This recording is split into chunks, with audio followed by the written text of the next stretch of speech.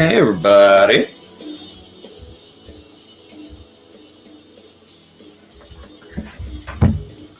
Hope we're doing well. It's a Monday. Whatever that means to you.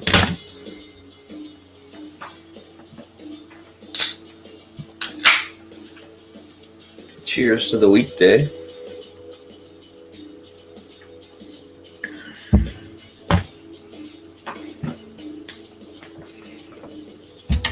Any papas in the crowd? Happy Father's Day.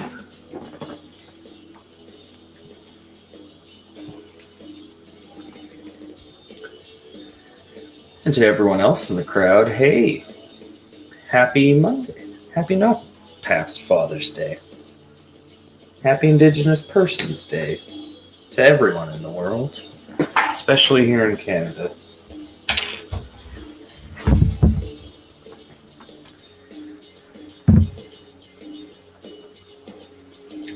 We'll settle on in and we'll get started. Hope you're ready for some fucking shit. Because spoiler alert, this album sucks ass. And I regret having put it on the vote, but you gotta do what you gotta do. People want what they want, and what they want is want. That'll make sense in a minute when I introduce the album.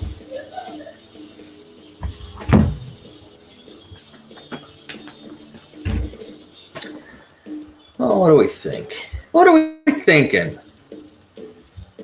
I think we're just gonna get into it. Fuck it, dude. Fuck it, dog. Life's a risk. Aloha. Hey, everybody.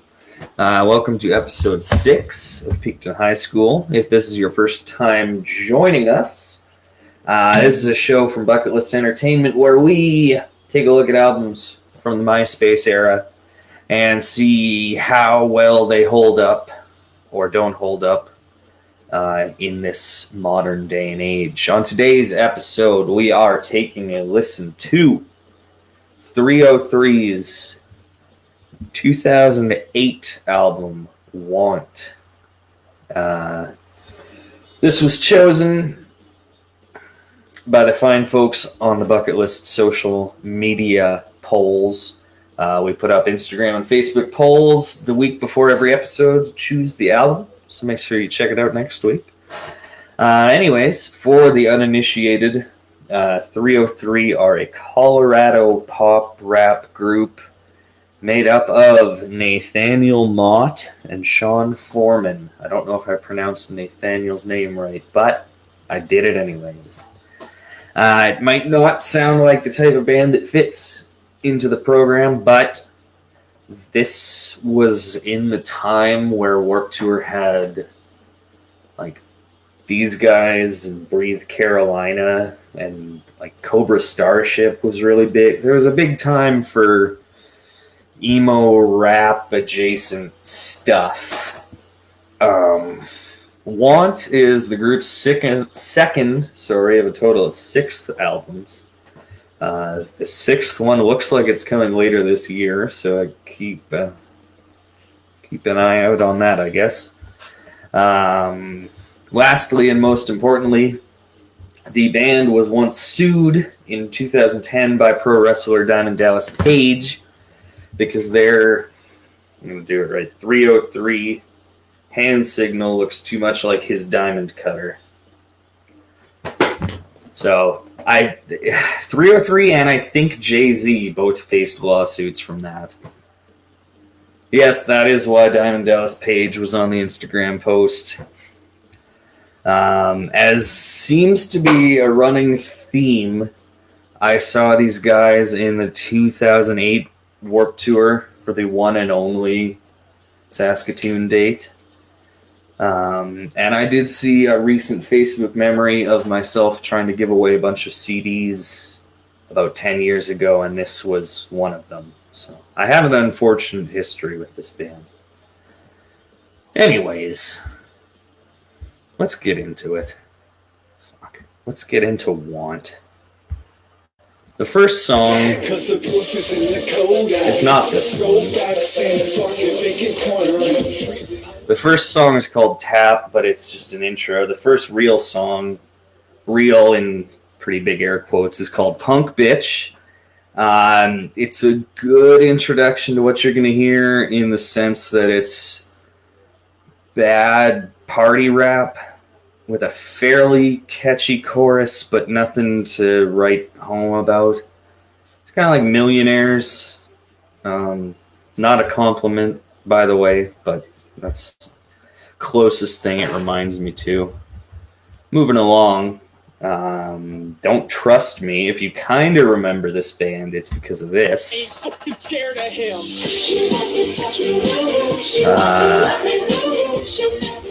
Song's got a lot of whoas, which is cool. Everyone likes a good whoa.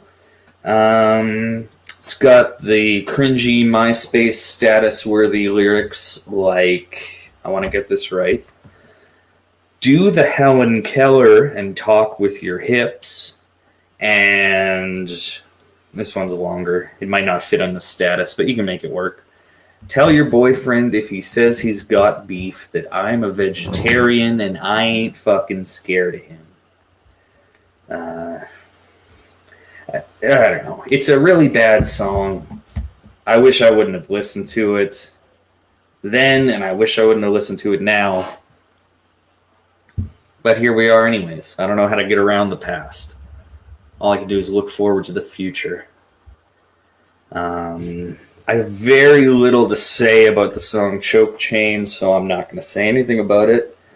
I'm Not Your Boyfriend, Baby. First, I should mention these songs are all one word, and they're all caps locked, which makes a lot of sense if you think about it. It's pretty critical to the listening experience, so keep that in mind. Anyways, I'm Not Your Boyfriend, Baby. This is going to be probably the only time I compliment this album, so take note of it. The rap verses and the chorus are still pretty whatever, but this part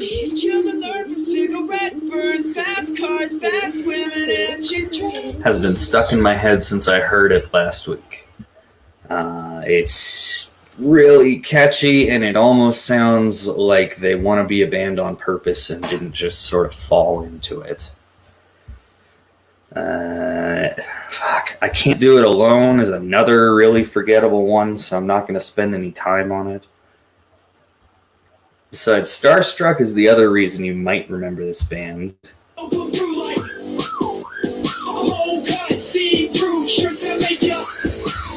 Because of the whistling, mostly. Fuck. This song was eventually had a remix with Katy Perry on the deluxe edition of the album, which thankfully we're not listening to because I'm not that mean to myself.